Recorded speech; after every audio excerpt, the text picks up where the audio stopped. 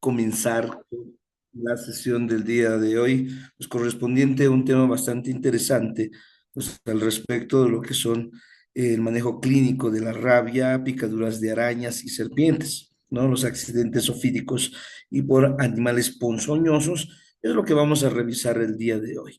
Permítanme, en este caso, compartirles la presentación para arrancar la sesión del día de hoy.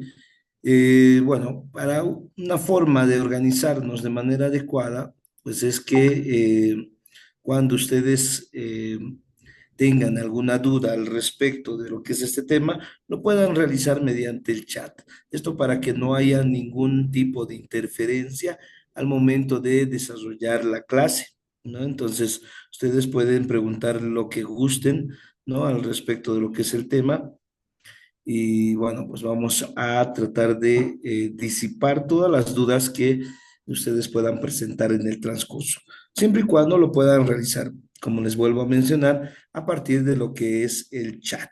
¿Listo? El día de hoy entonces vamos a dar un manejo clínico justamente de estos segmentos que son bastante importantes desde el punto de vista también de la salud pública. Bueno, quien les habla, el doctor Milton Ávila, gracias a la a Gerencia y Desarrollo Global, son realmente una institución bastante seria e importante. Vamos a comenzar entonces el día de hoy.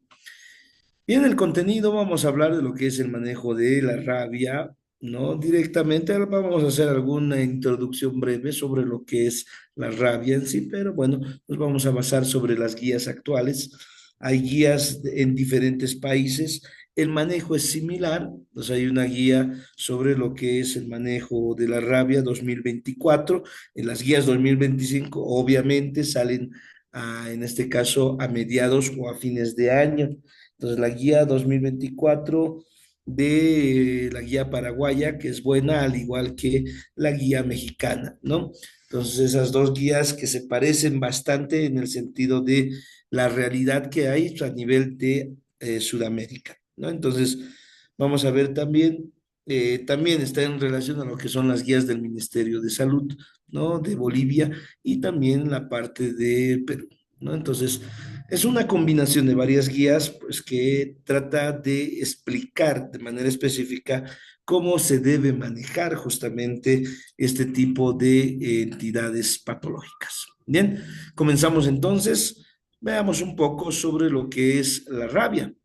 Si nosotros mencionamos sobre lo que es la rabia, tenemos que saber qué es, ¿no es cierto? Es una enfermedad de tipo de corte viral, ¿no? Entonces, que se caracteriza por una encefalomielitis aguda, que es la parte más compleja de este virus, ¿no? Entonces, recordemos que este virus, desde el punto de vista microbiológico, ya es un virus del género Lisavirus, ¿no? Que pertenece a un orden denominado mononegavirales como tal, ¿no? Entonces, estos de la familia Rhabdoviridae, ¿no? Que es bastante importante saberlo, ¿no? Desde este punto de vista, por las características microbiológicas que presentan, ¿no? Son neurótropos por lo común y estos llegan a segmentos superiores del sistema nervioso, ¿no?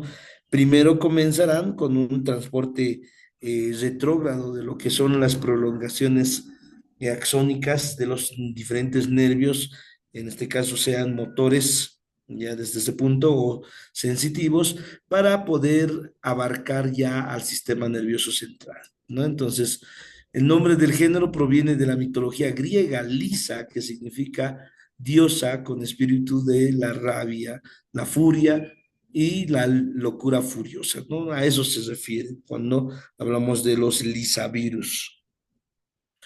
Bueno, la estructura del virus rábico, pues es un virus ARN monocatenario, tiene la forma específica, bueno, la forma característica, mejor dicho, de una bala, de un proyectil, ¿listo? Entonces, es no segmentado de sentido negativo, ya, su cadena, ya, para poderlo comprender un poco, codifica 5 proteínas constituyentes del virión como tal. Las proteínas que constituyen, pues, son la nucleoproteína, la fosfoproteína, la polimerasa, ¿no?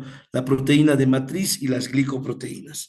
Entre estas, la característica estará en la glicoproteína, que ocasiona la patogenicidad viral e induce la producción de una respuesta inmune, ¿listo? Bueno, que es más que todo protectora al individuo ya vacunado. La clasificación de los lisavirus, pues van en un filogrupo uno, 2, 3, ¿no? Que comprenden diferentes cepas, ¿no? Entre las más importantes, el filogrupo uno, que es el que más nos interesa, ¿ya? Dentro de lo que es nuestra área, dentro de nuestro punto, ¿no? El filogrupo uno, tipo uno y tipo 2, ¿no? Donde están los lisavirus del murciélago, el Duppenhage, ¿no? Entonces, estos virus, pues que por lo común llegan a ser epidémicos en nuestro medio, ¿no? O en este caso a nivel de América del Sur. Los demás filogrupos ya son más que todo del segmento del área europea, así que, bueno, se los debe conocer, sí, pero desde un punto ya como de referencia y de revisión posterior. Variantes antigénicas del virus rábico, pues los principales hospederos para estos también debemos saber que son el perro, ¿ya? Como la variante del virus rábico, variante uno, los cánidos silvestres como para la variante 2, ¿no? Los chupasangres, en este caso los murciélagos, ya denominados vampiros, en este caso para la variante 3, ¿ya? La Tatarida brasilensis, en este caso con la variante 4, ¿no? Entonces, hay algunas variantes que llegan a estar en animales de uso, o en este caso, siendo domésticos, como también del área silvestre. Obviamente, las del área silvestre son las que llegan a traer variantes más peligrosas, con relación a las que vienen a ser las del área, en este caso doméstica o urbana. La puerta de entrada de la rabia humana, del virus de la rabia humana, es a través de heridas o por contacto directo con superficies mucosas. El virus llega a receptores neuronales o nerviosos y se propaga por medio de, en este caso, los nervios periféricos. Hay una primera replicación que es en los músculos, que es del sitio de entrada, para luego propagarse por los nervios periféricos de forma centrípeta hacia el sistema nervioso central. Una vez que llega al sistema nervioso central, va por un transporte axoplásmico retrógrado, ¿no? Recordemos que todo movimiento axoplásmico es anterógrado, pero este va al revés, va en contra, ¿no? Hacia los ganglios raquídeos, dorsales y la médula espinal, siendo de manera ascendente y pues causando estragos en el sistema nervioso central. Uno de ellos, pues las parálisis, ¿no? Que se van a dar y de manera más peligrosa cuando es ascendente a nivel vulvar, que llega a afectar lo que es el centro cardiorrespiratorio, ¿no? Dando un desenlace, obviamente, definitivo al paciente. El cuadro clínico, pues se dan por fases y tenemos una primera fase que es prodrómica, el prodromos que tiene entre 3 a 6 días de duración, donde se da la fiebre persistente, hay algunas alteraciones sensoriales, dolor que es relacionado con el lugar donde ha habido esa mordedura, ¿ya? Además de malestar general, pues la persona prácticamente tiene como un síndrome gripal similar a ello, con la mirada perdida, pues obviamente, y pues con dolencias en todo el cuerpo. Dolor de cabeza, sensación de angustia e irritabilidad, ¿no?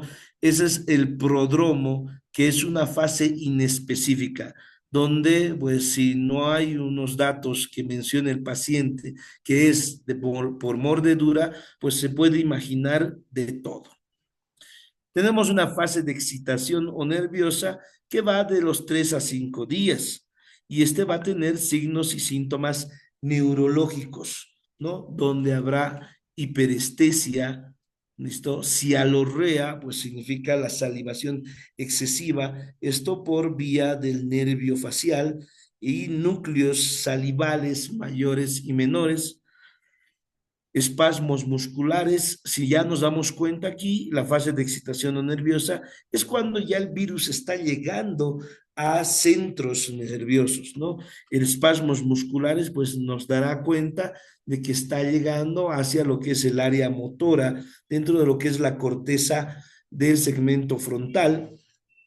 Hidrofobia, en este caso, aerofobia y fotofobia, ¿no? Entonces, el paciente aquí ya se llega a aislar cada vez más, para luego llegar a una fase paralítica, que es bastante angustiosa, ¿no? O también conocida como fase de coma, que va a durar de 1 a 2 días, donde hay hemiparesias, parálisis flácida, coma y la muerte, ¿no? Entonces, yo ya les había resumido previo a esto, pues las consecuencias fatales que presenta hacia lo que es el paciente.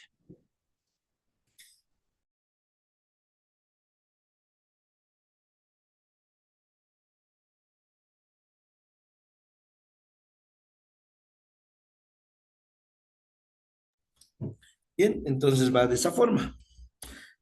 Vamos ahora con respecto a lo que es el mecanismo de transmisión de la rabia. Pues debemos indagar sobre lo que es la mordedura o arañazo, ¿no? Esto obviamente teniendo en cuenta que es de un animal infectado. ¿Listo? Se debe hacer el seguimiento necesario y suficiente al animal que produjo, en este caso, la herida al paciente. ¿Listo? Entonces, debemos saber muy bien eso. Ahora bien, el contacto con saliva infectada, pues en heridas, rasguños o lesiones que ya hay en la piel con anterioridad, también es un dato importante que debemos considerar. El contacto con secreciones, ¿ya? En este caso de animales que tengan rabia en mucosa ocular, nasal o bucal. Recordemos que estos se van a propagar por glándulas, ¿ya? En este caso glándulas salivales, glándulas lagrimales, ¿ya? E inclusive la leche, ¿ya? Pero pues obviamente esto ya de manera accidentada, ¿no?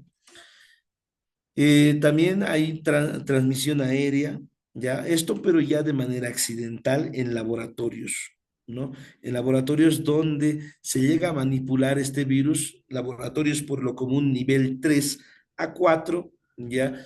En este caso, o cavernas de quirópteros como tal, como es el caso de los murciélagos, ¿no? Que pues llega a ser poco frecuente. Recuerden que en las cavernas donde hay murciélagos, pues existen muchas secreciones que van cayendo de las paredes, ya que se van evaporando de acuerdo a la temperatura que hay en el lugar. El diagnóstico de rabia en humanos, pues llega a ser un diagnóstico clínico. Debemos recordar esas 3 fases que ya les había mencionado, desde estos síntomas específicos de hidrofobia o aerofobia, con el antecedente de exposición a un animal probable o confirmado rabioso. ¿Listo? El diagnóstico ya, este es un diagnóstico o sospecha de paciente con rabia, ¿no? Como un procedimiento técnico para poderlo identificar. Ya cuando hacemos un laboratorio y podemos identificar, ya sea de manera directa, el antígeno vírico por inmunofluorescencia directa, en improntas de córnea, folículo piloso, saliva o biopsia de piel, ya podemos determinar como diagnóstico confirmado, ya, de rabia humana. También se detectan anticuerpos víricos en suero sanguíneo o del líquido cefalorraquídeo. Esto de manera antemortem, ¿no? Tenemos a un paciente que acude a la posta sanitaria por alguna agresión de un animal desconocido, ¿ya? Y por ende, pues se hace un seguimiento, se ve en el tiempo, por lo menos por un lapso de 3 días, como seguimiento y observación, para luego ver los síntomas y realizar un diagnóstico de laboratorio, ¿no? Intravitam, o en este caso, premortem, también conocido, ¿no? Si el paciente llega a un desenlace o llega a la posta de salud con los familiares o hay visita del médico del área hacia el domicilio de un paciente que falleció, ¿no? Entonces, por protocolo se realiza un diagnóstico post-mortem, esto para poder dar parte al área epidemiológica, hacer una vigilancia epidemiológica que es bastante importante en todas las regiones del mundo. Entonces hay una detección del antígeno vírico por inmunofluorescencia directa en frotis de tejido cerebral, ¿ya? Entonces aquí hay en este caso se realiza una autopsia donde se extrae tejido cerebral, sobre todo a nivel del asta de Amón. El asta de Amón, o también conocido como hipocampo, y se aísla el virus en cultivos de células o inoculación en ratones. Manejo clínico de estos pacientes que presentan rabia se puede dar por medio de lo que es la sedación e internación, ¿no? Entonces, preferiblemente en una habitación privada. Se lo debe aislar. Tiene que ser una sala tranquila, sin corrientes de aire. Recordemos que hay la aerofobia, con adecuado apoyo emocional y físico. Sabemos que es una patología que llega directamente al sistema nervioso central, o bueno, pasa hacia el sistema nervioso central. Para el tratamiento farmacológico, pues se hacen dosis intravenosas repetidas de morfina o benzodiazepinas, ¿ya? Que llegan a ser eficaces para aliviar la agitación, ansiedad y espasmos fóbicos que presenta el paciente. ¿Listo?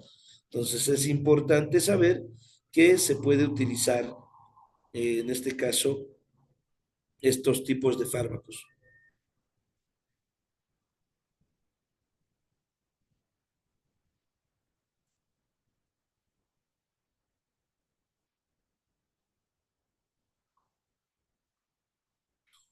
Bien, entonces va de esa forma.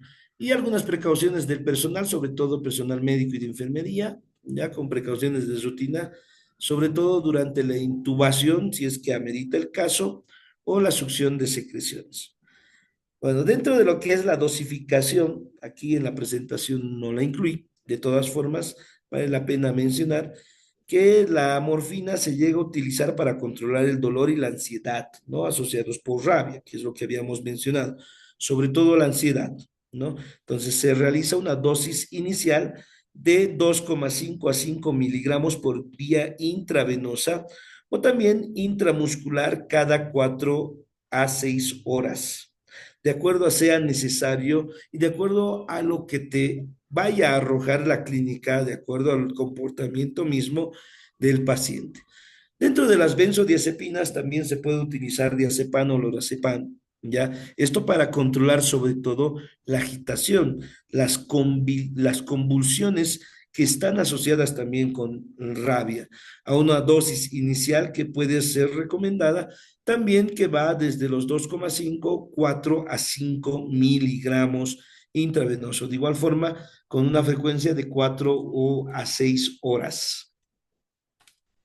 Entonces, se puede realizar esto. Es importante recordar que la rabia llega a ser potencialmente mortal, es por eso que se debe tener un cuidado muy importante, ¿ya? Y observación directa al paciente. La prevención, pues, es importante, atención inicial, pues en este caso, ante un accidente potencial rábico, se debe verificar la especie del animal agresor, ¿ya? La observación del animal, que es bastante importante, el tratamiento post-exposición, ya iniciar un tratamiento si el animal es sospechoso de rabia y hacer un seguimiento.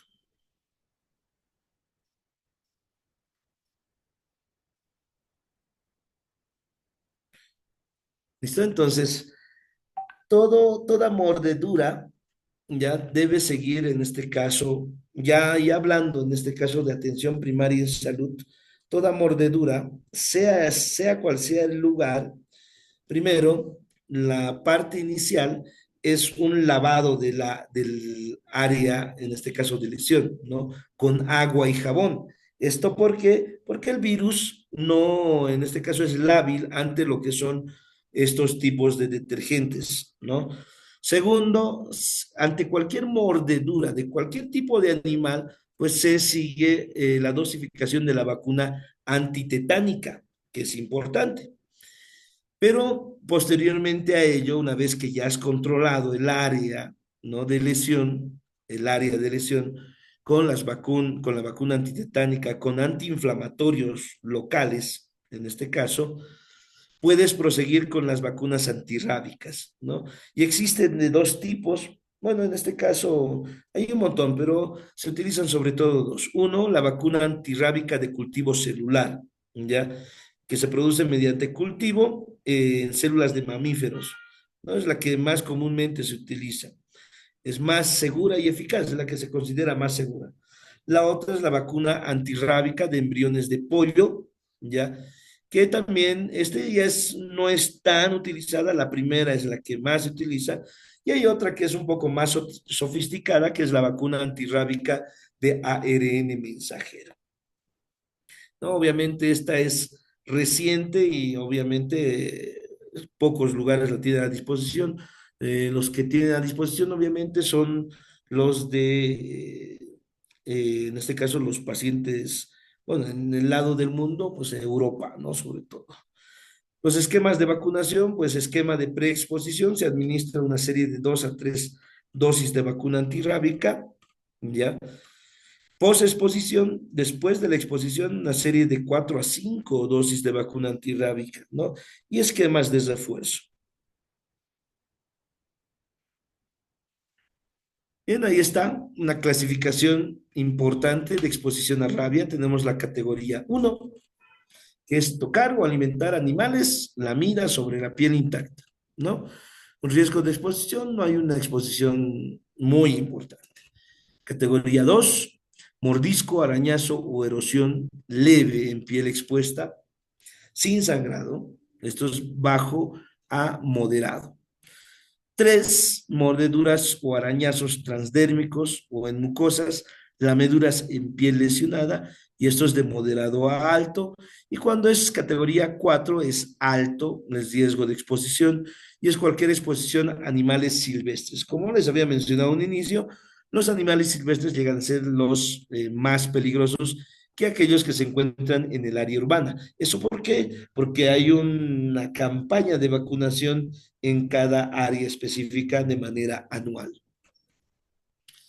Ahí están las vacunas antirrábicas de uso humano, el tipo, las cultivadas en células Vero inactivadas, son células de mamíferos, como les había mencionado, una potencia superior a 2,5 unidades internacionales por dosis.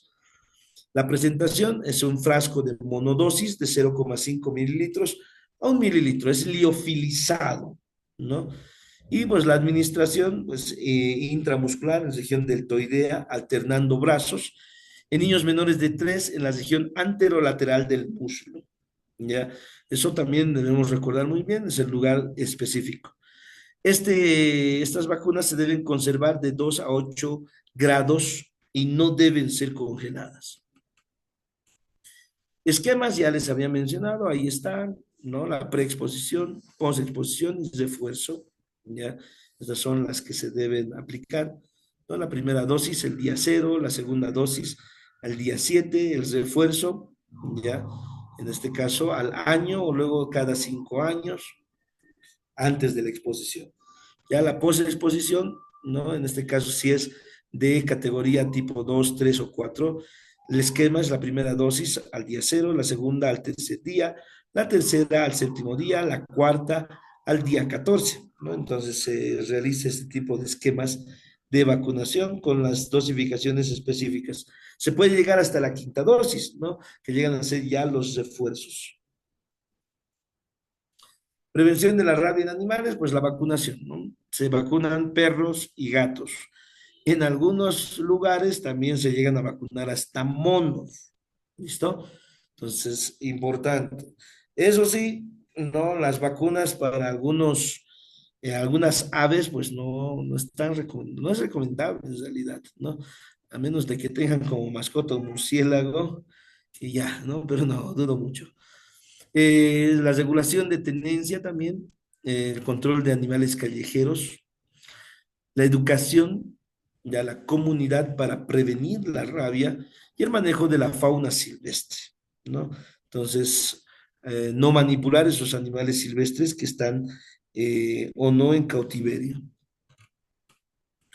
Bueno, algunas recomendaciones: vigilancia constante, vacunación masiva, ya se debe promover esta campaña de vacunación, una educación pública, ya, y atención oportuna. Vamos a ver un poco de lo que son las picaduras y mordeduras por animales venenosos, ¿ya? Entre estos vamos a incluir lo que son las arañas y las serpientes. Veamos un poco entonces. Puntos claves a propósito de este segmento, pues la fauna autóctona, que puede variar del área. Pues aquí, por ejemplo, estoy dando un ejemplo de Neuquén, ¿ya? Que incluyen arañas, las Latrodectus y los loxoceles y ofidios que hay en bastantes lugares, ¿no? Esto ya es bastante extenso, ¿no? El género Botrops y el Micrurus, ¿listo? Hay algunos que son los Laquesi, ¿ya? Que son otros tipos que ya les voy a mencionar algunas características. Incidentes y no ataques. Los seres humanos no son fuente de alimento para estos animales. Por lo tanto, las picaduras ocurren cuando el animal se siente amenazado, por lo que se va a denominar en este punto incidente con animal ponzoñoso o accidente, ¿no? En este caso, algunos que le mencionan accidente, por ejemplo, las guías, en este caso en Bolivia, pues llegan a denominarlos accidentes ofídicos o por animales ponzoñosos. De manera general se ha visto que lo denominan incidente, ¿ya? Siendo que es algo no fortuito como tal. Y el diagnóstico sin captura, no es necesario capturar al animal. El diagnóstico está en la reconstrucción del contexto mismo, el cuadro clínico y estudios complementarios. Tipos de venenos y sus efectos. No hay venenos neurotóxicos e histotóxicos.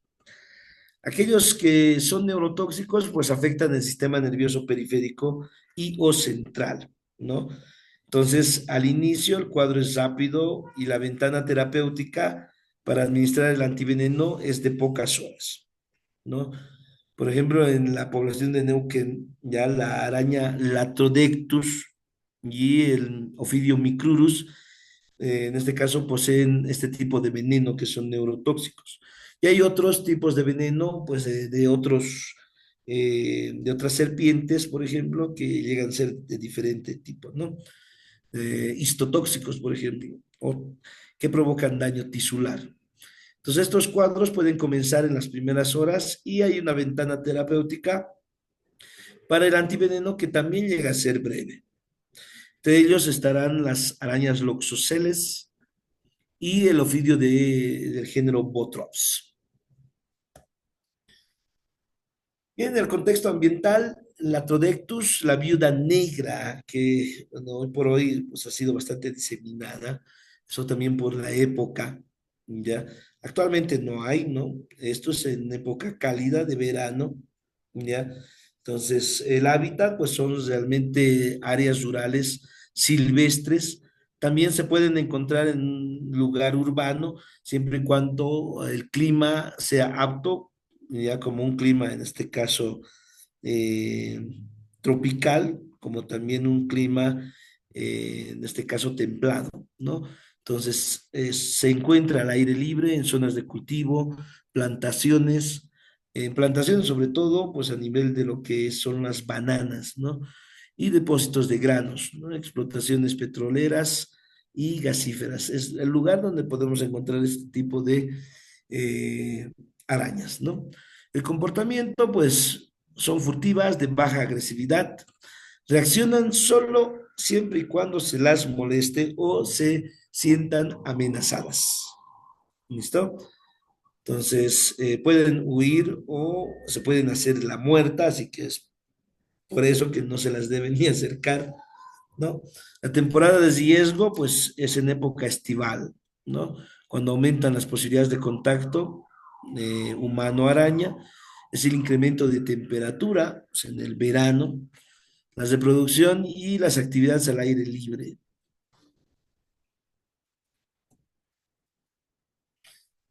Bien, los micrurus, desde este punto de vista de lo que son ya los ofidios, la víbora de coral, ¿no? Entonces, esta es una de las representantes en el área geográfica. Estos son serpientes de hábitos subterráneos, nocturnos y crepusculares. Eso significa que solo pueden salir a comer o comen durante la noche o durante, en este caso, el amanecer, ¿no? O la puesta de sol. Menos del 1% de estos accidentes por ofidios, ya venenosos, son debidos a este género. Hay otros más que son potencialmente más complejos. El comportamiento, pues estos no son agresivos, son tímidas, huyen, ¿ya? Y solo atacan cuando se sienten amenazadas. Como ya habíamos dicho a un inicio, ¿no? De manera general, estos pueden estar en huecos en la tierra, cuevas, bajo piedras y, en este caso, troncos. Otros son los loxoceles, la araña marrón. Es una araña, pues, de color pardo rojizo, tostado, con una mancha en forma de violín, invertido en el cefalotórax, ¿no? A nivel de la cabeza y parte de lo que es el tórax. Su tela es irregular, adherente y algodonosa.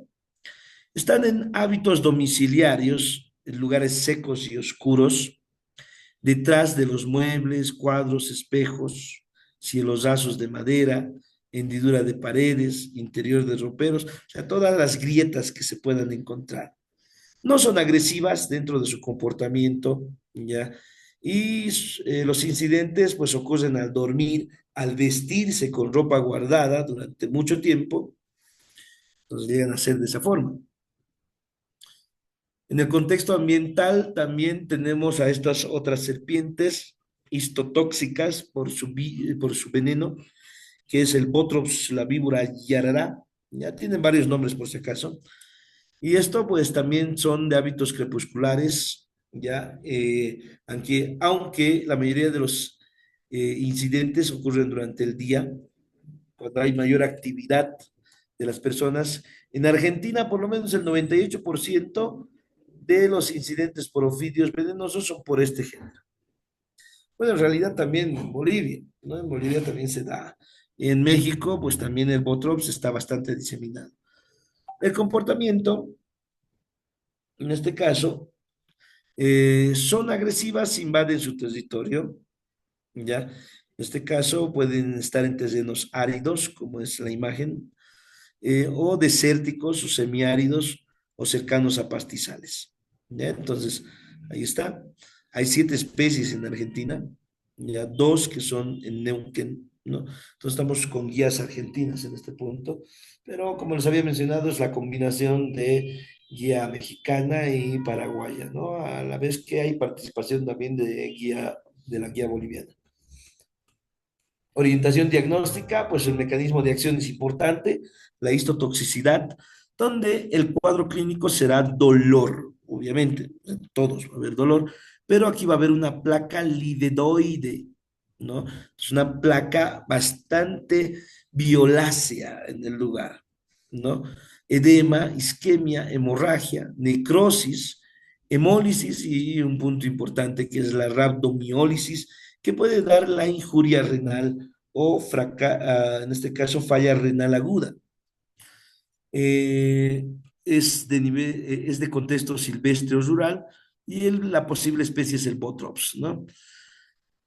Y pues también tenemos dentro de lo que es la histotoxicidad, habíamos hablado también de las arañas marrón, pero desde este punto, pues la clínica también es dolor, placa livedoide, edema, isquemia, hemorragia, necrosis, ¿no? Entonces lo mismo. A nivel de la neurotoxicidad ya tenemos piloerección, sudoración. Esto ya porque es neurotóxica. ¿Listo? Entonces es importante conocerla. Medidas generales de tratamiento, primeros auxilios, contraindicar incisiones, ¿no? Muchas veces se ha visto en algunas películas que agarran, empiezan a succionar la herida, ¿ya? Y bueno, al succionar la herida, pues el veneno ya está circulando a nivel de lo que es la cavidad bucal del que está intentando ayudar, ¿no? Entonces, se contraindica estas incisiones, torniquetes o en este caso la succión de la herida. Torniquete se puede dar en un sentido de que no es que se propague el veneno, sino que haya una vasoconstricción en el lugar, ¿no? Que ayude a tener un poco más de tiempo para poder dar el antídoto, ¿no? Entonces se puede aplicar fomentos o ungüentos locales. La atención médica inicial es importante, debe ser rápida, se debe ya colocar una vía endovenosa apenas llega el paciente, porque lo que se hace es la instauración de sueros antiofídicos, ¿no? O el antídoto directamente. Esto no se hace el antídoto por vía intramuscular, ¿no? En su mayoría son por vía endovenosa. Se debe hacer un esquema de vacunación antitetánica, ya les he mencionado. Cualquiera fuera el animal que realiza mordedura, picadura o lesión ya de la piel intacta, pues la vacuna antitetánica es importante. ¿Por qué? Porque en esos segmentos se encuentra el Clostridium tetani, ¿no? Anida sobre todo en la cavidad bucal o aparato, en este caso bucal, de estos animales.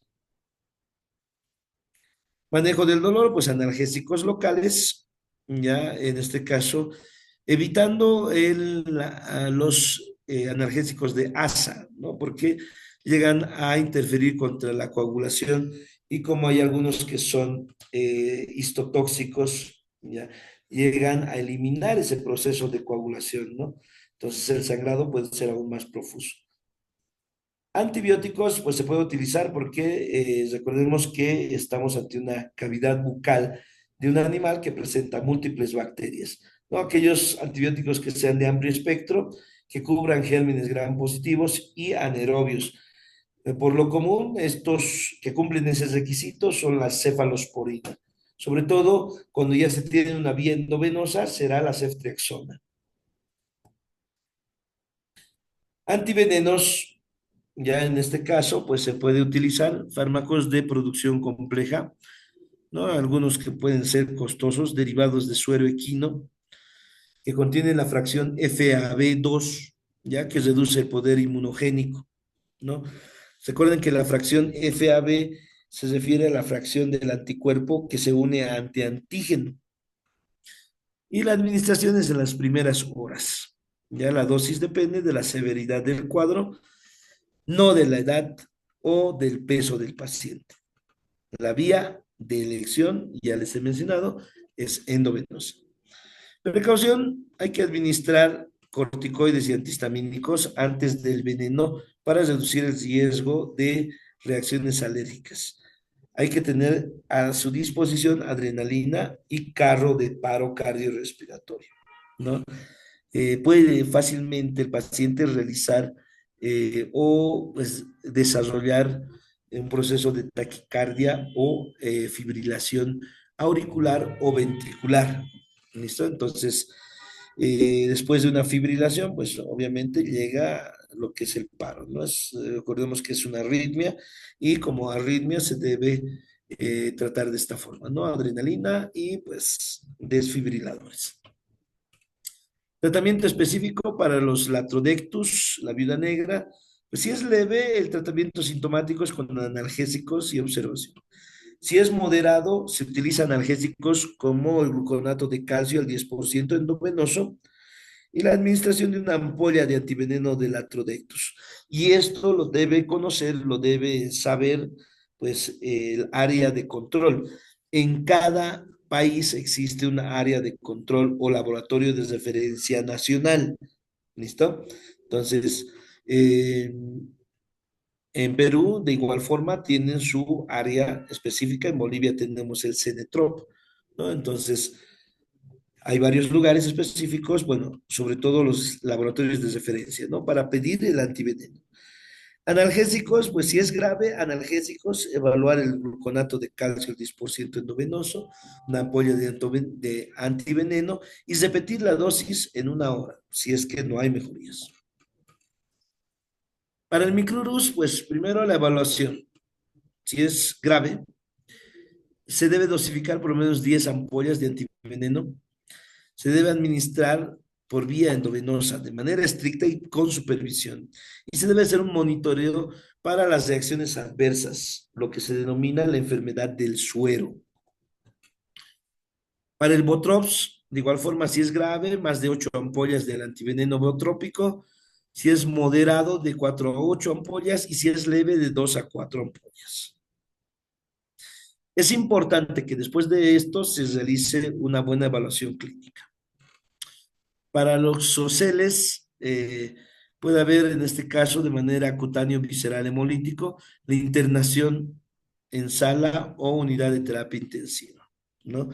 Entonces, esto es importante porque son bastante agresivas dentro de lo que es el mecanismo de acción de su veneno.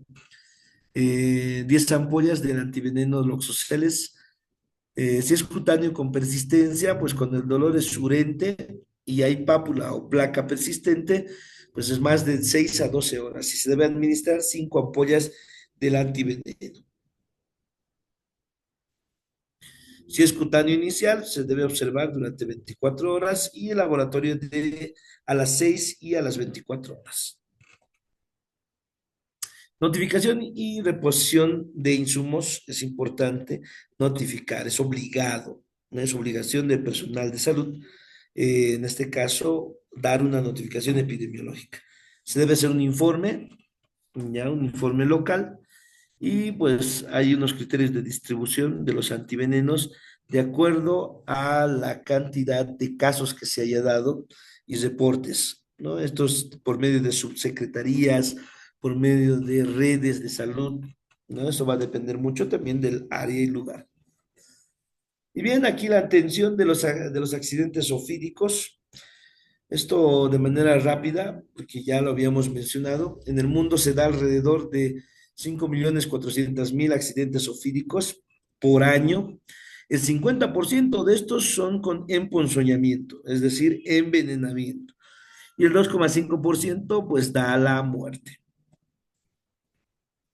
El accidente ofídico es causado por diferentes venenos de serpientes venenosas.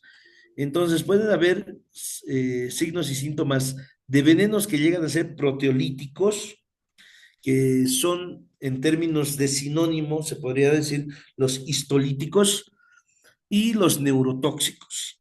¿Ya? Entonces, estos sobre todo, los proteolíticos, como destruyen a nivel proteico, pues nos privamos de una proteína plasmática importante como es la albúmina, pues habrá dolor, edema, flictenas, ¿no? Sangrado, necrosis, y a nivel neurotóxico, pues alteraciones pre y postsinápticas, como visión borrosa, tosis palpebral, mioglobinuria y llegando sobre todo a insuficiencia renal.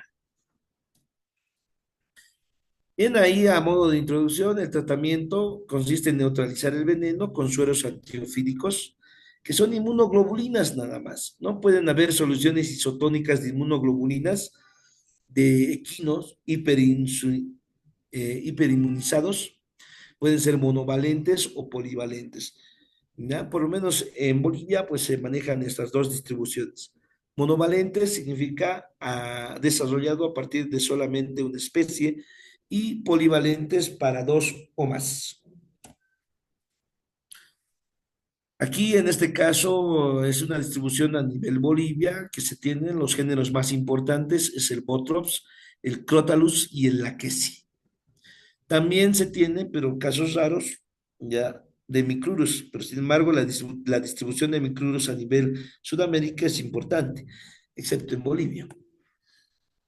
Entonces aquí hay, de acuerdo a valles y llanos amazónicos, hay 22 especies de serpientes venenosas, de las cuales hay el género Botrops, Crotalus y Lachesis, que son las más involucradas en estos accidentes, y de manera muy rara, en Bolivia, eso los los recalco muy bien, micruros. Consideraciones generales de las serpientes, esto para que cuando tengan un paciente que viene y pues te indica que ha tenido un accidente ofídico, sepas que son venenosas o no, pues las características de las serpientes es que tengan características de ser venenosas, ¿no? Entonces vamos a ver esas características. Esto, la morfología de las serpientes, cuerpo largo, ojos inmóviles, bueno, eso ya se las voy a dejar para que ustedes también lo puedan revisar. Lo mismo el esqueleto, el movimiento. Y aquí están las características entre una serpiente venenosa y de la que no lo es. Miren, aquellas venenosas pues presentan características de lesión, cabeza triangular, fosetas loreales, pupilas elíptico-verticales, cuerpo de tamaño variable, piel con escamas carenadas, o sea, es solamente ver cuál de estos dos llega a ser más agresivo, ¿no? Entonces ya tenemos aquí como forma de identificar una serpiente venenosa de una que no lo es. Una que no lo es tiene cabeza ovalada, pupilas redondas y piel cubierta de escamas lisas. De acuerdo al género que hay, pues su terminación en cola también es importante. Aquellos que tienen una cola larga de terminación se llaman laquesis, y el término de laquesis que significa largo. Crotalus, aquellos que tienen este cascabel, o chonono. Y pues los botrops tienen una cola pequeña, la terminación llega a ser pequeña, filamentosa. El tratamiento ya habíamos mencionado, sueros antiofídicos y medidas generales, aquí es importante. Si el paciente viene con torniquete, se le debe retirar lentamente y de forma progresiva. Si es una mordedura, se debe tratar de igual forma que una mordedura de perro, ¿no? Se debe lavar la zona con agua y jabón y luego desinfectar con povidona. Si hay ampollas, se debe aspirar con una jeringa sin debridar la zona. Eso significa sin retirar la ampolla, solamente aspirar. La posición del miembro afectado pues debe ser elevado sobre almohadones para disminuir el dolor y el edema. Entonces, se puede utilizar antihistamínicos, ¿no? Como la dextroclorferinamida o la difenhidramina, en este caso. Ahí está la dosificación tanto en niños como en adultos. Se puede utilizar corticoides como la hidrocortisona y se debe tener en mano lo que ya había mencionado anteriormente, adrenalina, aminofilina, solución salina, material de intubación porque el paciente posiblemente pueda tener una complicación.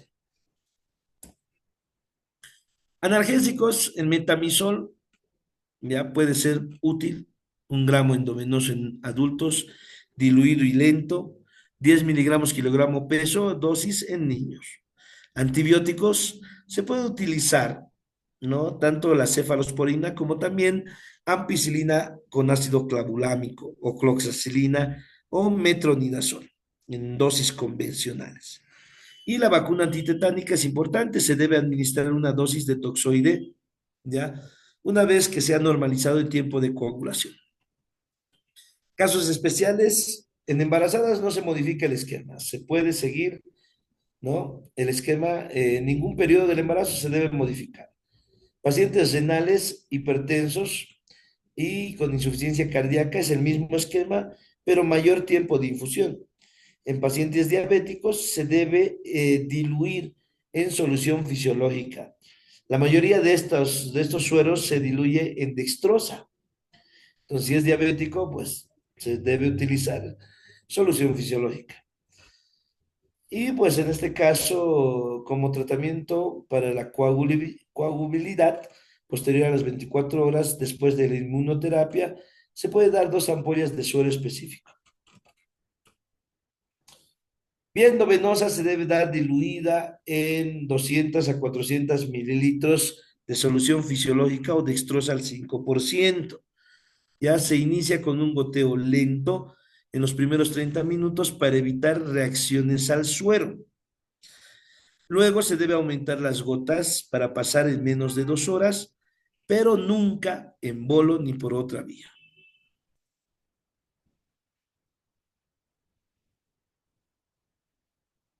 Muy bien.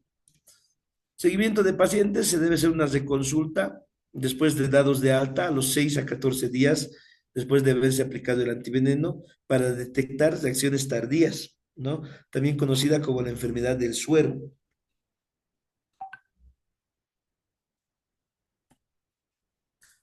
En el laboratorio se utiliza el método de todo o nada, ¿ya? Se puede utilizar tanto al ingreso como a las 6, 12, 24, 48, 72 y 96 horas después de administrado el antiveneno. ¿Qué se debe conseguir? Se deja en reposo 20 minutos a temperatura ambiente, un tubo de ensayo de vidrio, limpio y seco con 3 mililitros de sangre y luego se lo inclina suavemente para observar si hay o no formación de coágulo. Recordemos que estos pueden afectar a la coagulación, ¿no? Entonces, si hay una formación de coágulo total y firme de 7 a 10 minutos, llega a ser como normal. Pero si es de 30 o más de 30 minutos, es incoagulable. Significa que todavía hay concentraciones del veneno que están en la circulación sanguínea.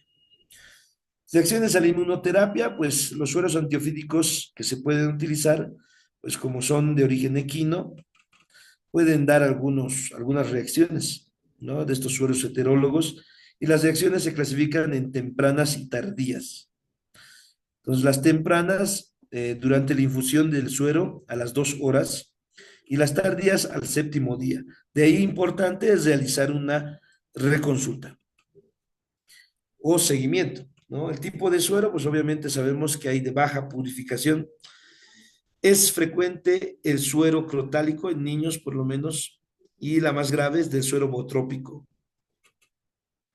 Reacciones tempranas se pueden clasificar en leve, moderado y grave. Leve, de manera cutánea, la urticaria, gastrointestinal, fiebre, escalofríos.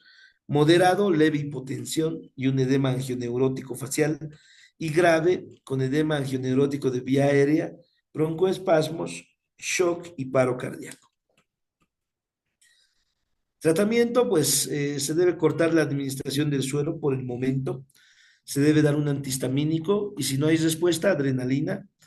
La clorfeniramida maleato, y en este caso es una de las que se puede utilizar, y la hidrocortisona succinato. Se puede hacer expansión de volemia con solución fisiológica o Zinger lactato, ¿no? Esto siempre y cuando exista una hipotensión bastante marcada.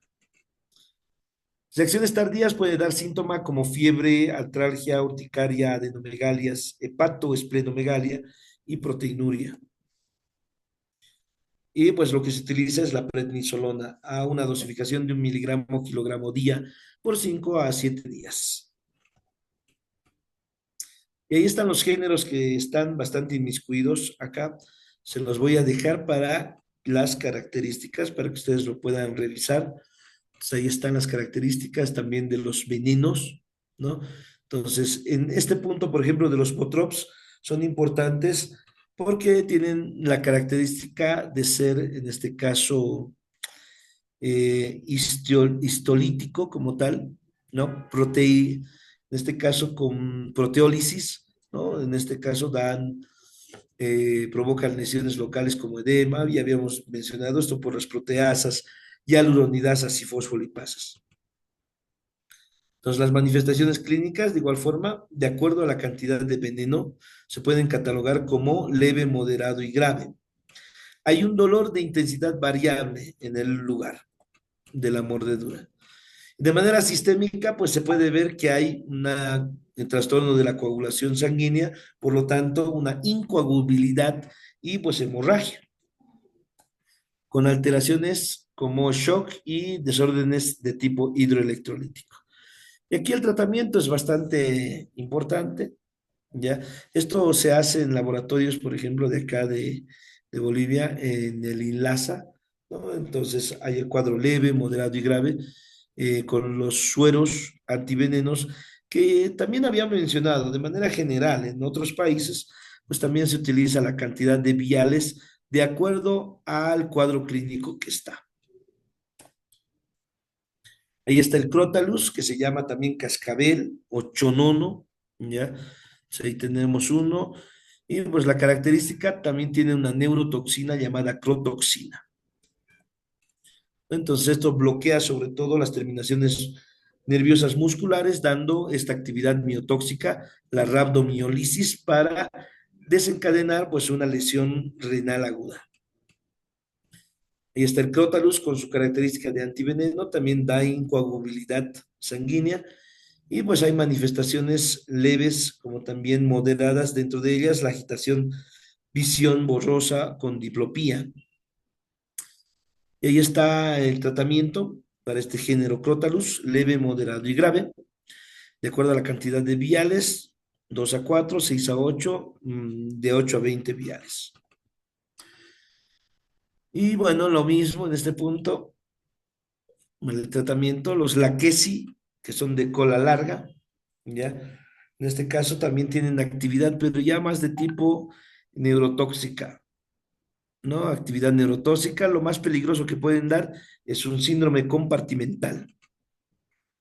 Y pues también alteraciones del sistema nervioso autónomo parasimpático, ¿ya? Eso significa que va a haber hipotensión arterial grave, ¿no? Recordemos que si es a nivel parasimpático, pues está inmiscuido el nervio vago. Tratamiento, pues los sueros antiofídicos antilaquésicos, ¿ya? Que se consideran desde moderado a grave, no hay la categoría de leve, entonces se puede dar a partir de 12 a 15 viales, a más de 15 viales cuando es grave. Y el micrurus, que ya habíamos visto, el apídico, ya el cirarí o coral verdadera o coralillo, ¿no? Que también tiene neurotoxinas alfa de bajo peso molecular. Entonces, este puede dar algunas hemorragias leves o simplemente no darlas, ¿no? Sin equimosis ni hemorragias, pero puede dar un dolor de intensidad variable y parestesias, ¿no? Da como manifestación el síndrome miasténico agudo y la parálisis de músculos intercostales y parálisis diafragmática que puede llevar a la muerte. O sea, ahí está el tratamiento. Se considera grave por lo que se debe utilizar cada ampolla. Ya se neutraliza 10 miligramos y se requiere de 10 a 15 ampollas. Bueno, hasta aquí espero se haya podido captar adecuadamente toda la ponencia y bueno, espero se haya podido entender todo. Bueno, por lo visto no hay preguntas al respecto. Bueno, recuerden, pueden realizar sus preguntas en el chat. Bien, ya para lo que es la parte de certificación se pueden dirigir a estos números, ya, para poder, en este caso, recabar la información para, para el certificado. ¿Listo? Bueno, espero haya sido grato pues, el tema. He intentado realizarlo de la forma más completa posible. Estimada Irma, dime, ¿cuál es tu consulta?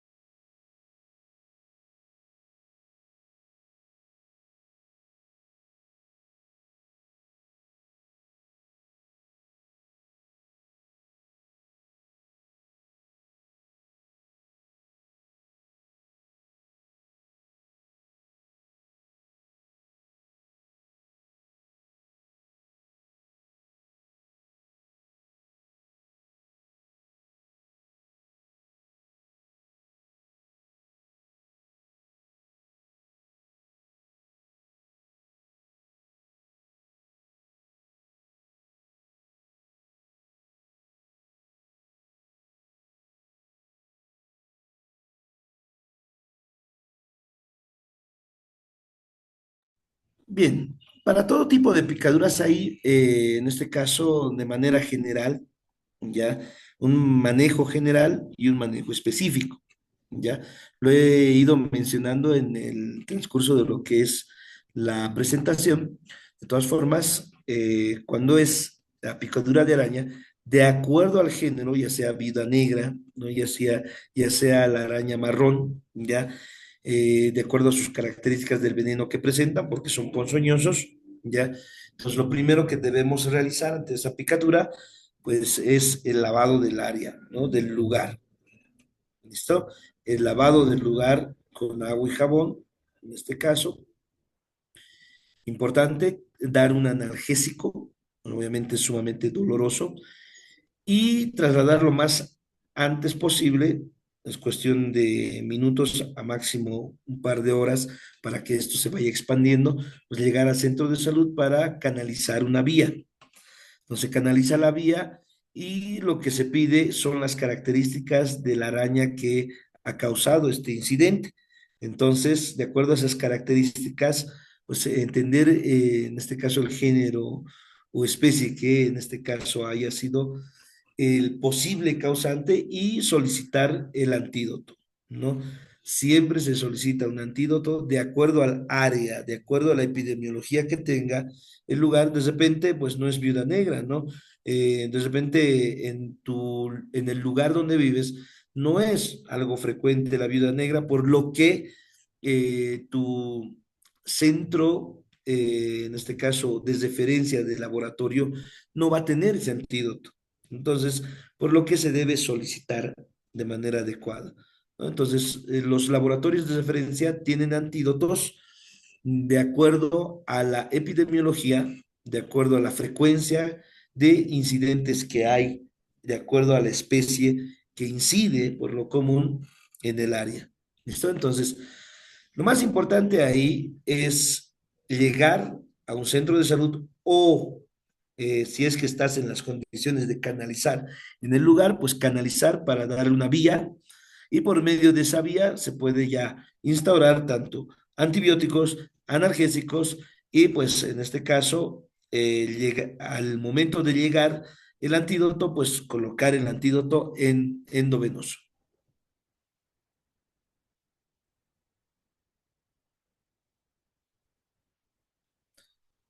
Bien, eso es por si acaso.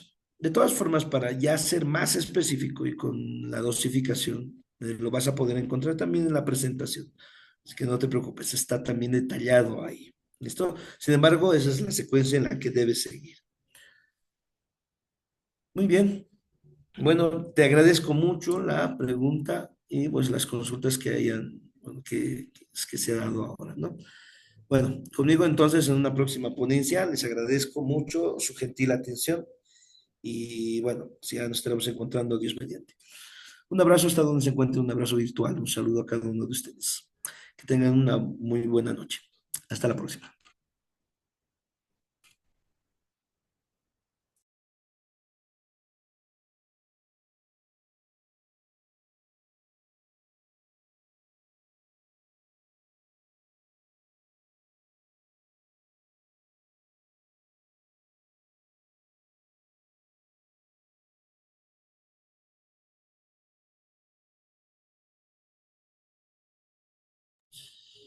Pueden escribirle directamente al número que puse en pantalla o directamente donde percibieron la información, indicándoles que ya participaron del curso. ¿Listo? Sin embargo, pues pueden sacarle una captura también, ya dando su nombre y apellido en el área, y pues sí, para comprobación. De todas formas, esta ponencia también está siendo grabada y pues también está siendo registrada de acuerdo a la participación de cada uno de ustedes. ¿Listo?